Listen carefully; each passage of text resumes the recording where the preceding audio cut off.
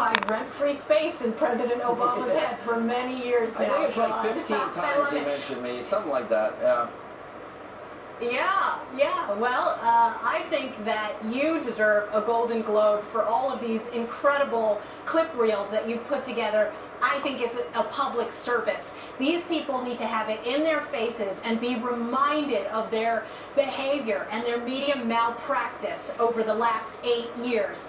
Good riddance to 8 years of Obama's drool bucket media. These fangirls and fanboys who literally ogled not just President Obama, but when he was a candidate. And as you pointed out in highlighting with Jimmy Fallon, they're fawning over Michelle Obama. And of course, those of us, you and I, Sean, and so many other stalwart critics and opponents and questioners and dissidents in conservative media were attacked for doing what those people in the mainstream media should have been doing.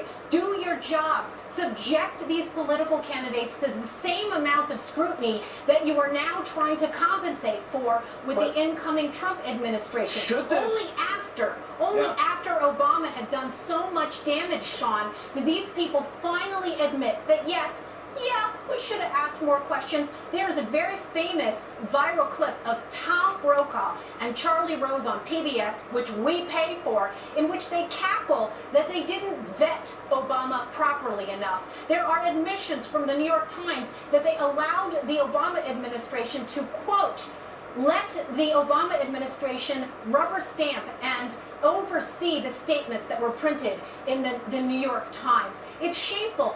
There's David Brooks who admitted that, he knew that Obama was lying to him about the stimulus, and he didn't say anything about it until 2 years later. Now these people realize that there should be a proper watchdog role for the press. Please. Isn't there a lesson here in what we saw happen this week, the hyperventilating, the breathlessness, the, wow, we got him. They thought they had him this week, that the Trump campaign should understand that they don't like him, they'll never like him, and their goal, and tell me if I'm bordering on paranoia, they want to destroy him. And they're waiting for the moment to jump.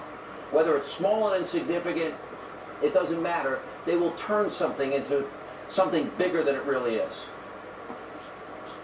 Yeah, it's going to be a long 4 years, Sean, but I think that over the course of the campaign, and this goes for all of the people on the right, whatever they thought about any particular policy position or personnel choice that Trump had made, and certainly I have been vocal about when I liked or didn't like certain things he said or certain choices he made, and the difference, of course, is that over the course of the next 4 years, Sean, I know that you, just as we did during the Bush administration, will be very vocal when we're happy, and we'll be very vocal when we're not. And the same thing could not, right? And the same thing could not be said. $9.7 trillion debt increase over 10 years.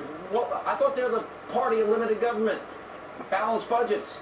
That's right. And you know what? The Republican Party and the establishment have squandered the opportunities they've had before when they had control of 2 or 3 branches of government, and we will be on them like white on rice. And I'm sure that there are leftist socialists who are going to say that I just committed a microaggression right there. But we live in a different era now, and thank God for that. All right, Michelle Malkin, good to see you. Congrats on the TV.